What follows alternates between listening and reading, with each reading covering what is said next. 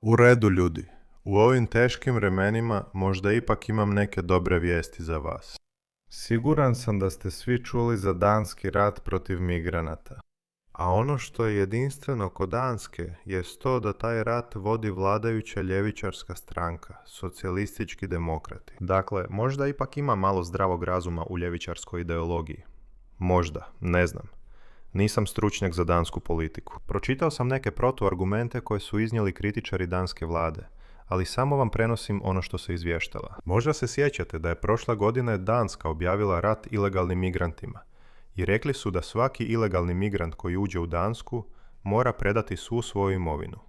A obično ti ljudi sa sobom nose gotovinu ili nakit.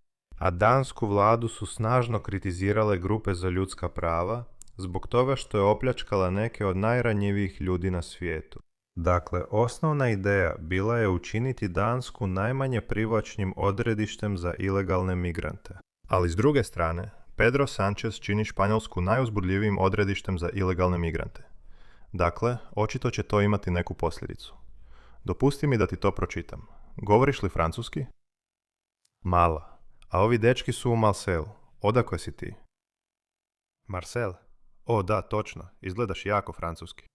I što radiš ovdje? Jesi li iz Marsela? Ne, nisam iz Marsela. Iz Maroka, dobro, znači on je Marokanac.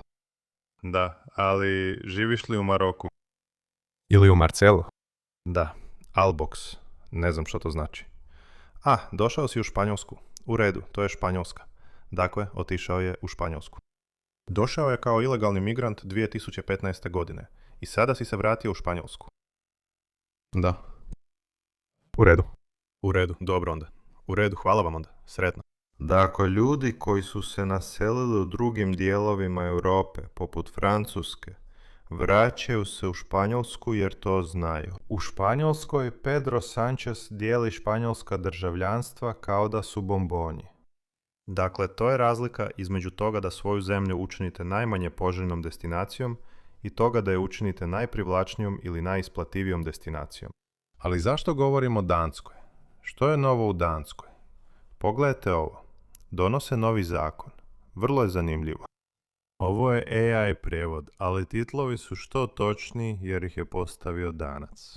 Danska sada odlučno provodi svoje deportacijske politike. Svi migranti koji su osuđeni na godinu dana zatvora ili više moraju biti vraćeni u svoju domovinu.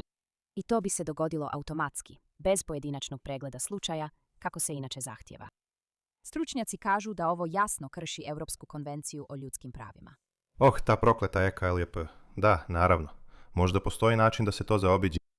I dok se to ne izmijeni, Danska jednostavno više ne želi čekati. To su neobične riječi za socijaldemokrata.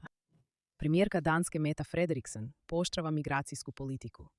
Na taj način jasno daje do znanja da u Danskoj nema mjesta za strane kriminalce. Silujete djevojke i žene. Oni su uključeni u kriminal povezan s bandama i drogom.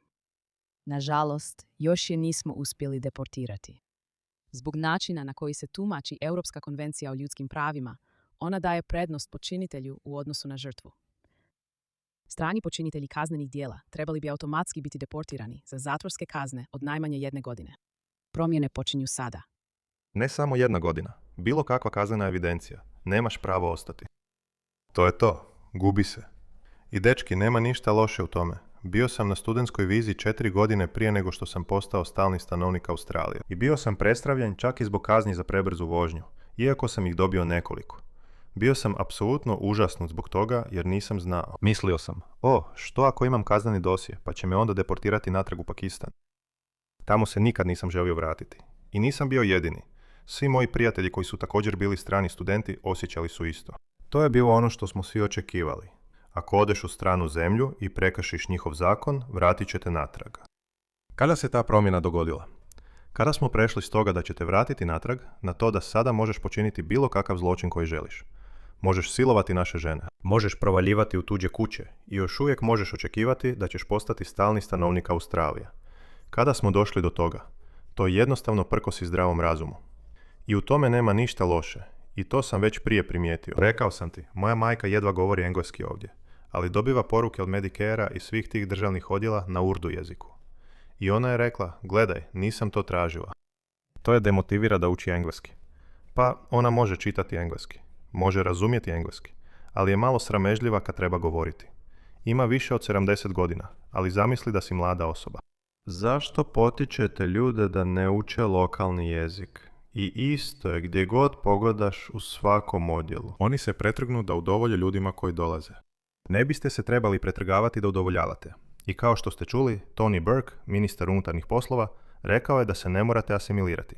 Prihvaćamo vas takve kakvi jeste. I nikada nisam prihvatio riječ asimilacija. Ne želim da ljudi izgube ono što jesu. Riječ integracija koristi se kao dio multikulturalnog dijaloga već jako dugo vremena. I to je to. Želimo ljude onakvima kakvi jesu. Ako si terorist, ako mrziš Australiju, mi te prihvaćamo. Jer to je definicija moderne Australije. Ludaci. Uglavnom, ovaj socijaldemokrat, ovaj ljevičarski političar misli nešto drugo. Deportirani zbog zatvorskih kazni od najmanje 1 godine. Promjene počinju sada, stupaju na snagu u svibnju. Svibanj, u redu, možda će se dogoditi u svibnju. Dopustite mi da vam pokažem zašto Danska pokušava biti predvodnik. Dakle, Danska sada nastavlja s deportacijama prema novom zakonu. Lijevo orijentirani socijaldemokrat Matt Fredriksson proslavio je taj potez, izjavivši da su oni umješani u kriminal bandi i kaznena djela povezana s drogom. Nažalost, još ih nismo uspjeli deportirati. Sada ste to čuli.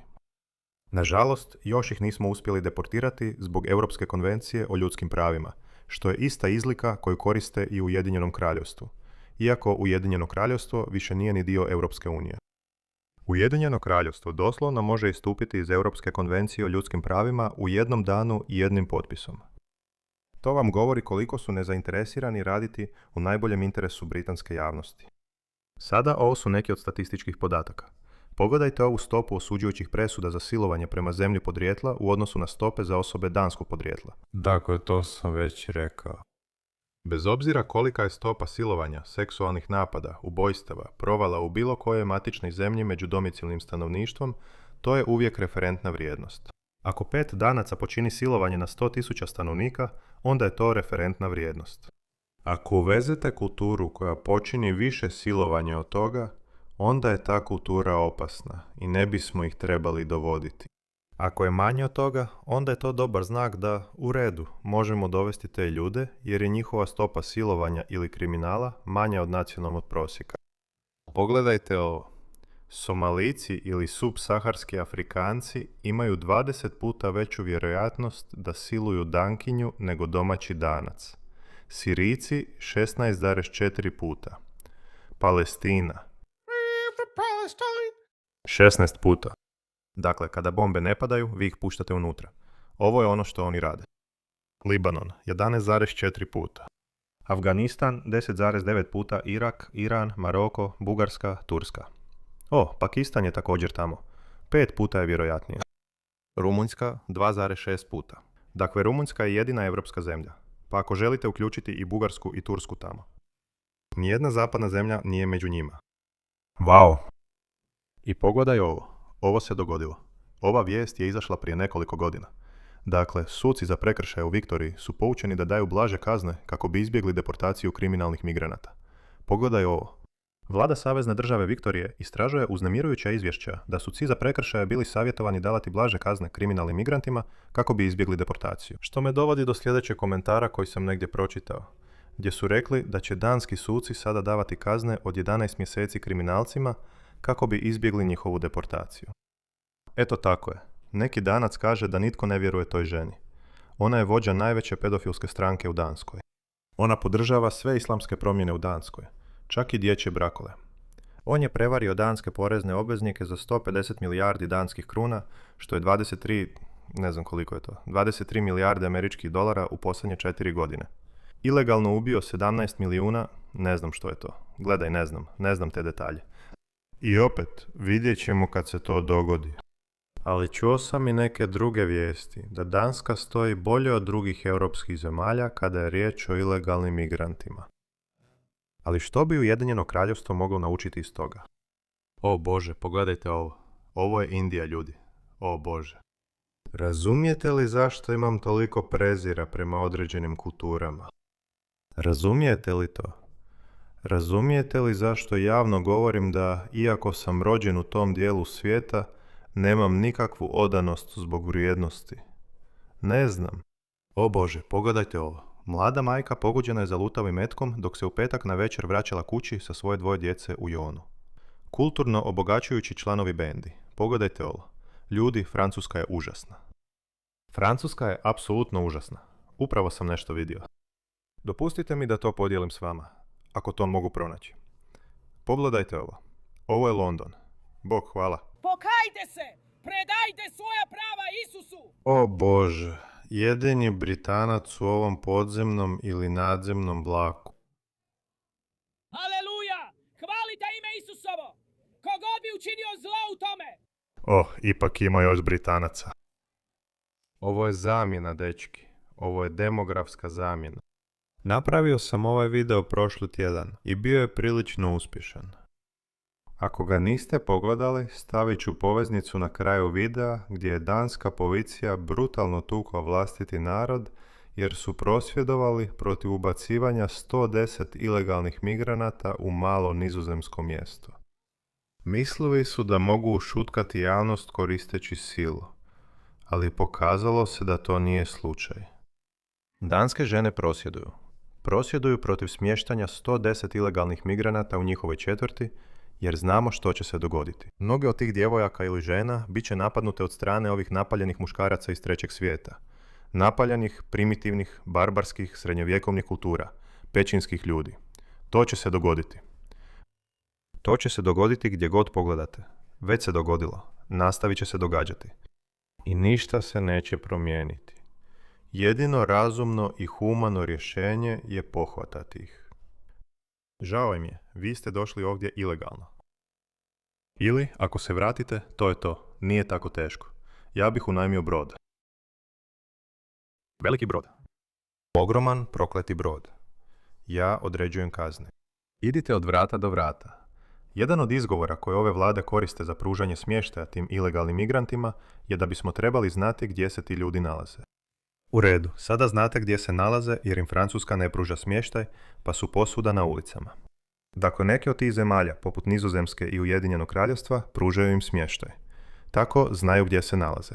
Dakle, sve što nam treba je čvrsta politička volja. Otići do tih kuća ili smještaja gdje god da se nalaze, pokupiti ih, okupiti ih, pritvoriti ih, unajmiti veliki kruzer, smjestiti ih na te brodove i odvesti ih u njihove zemlje.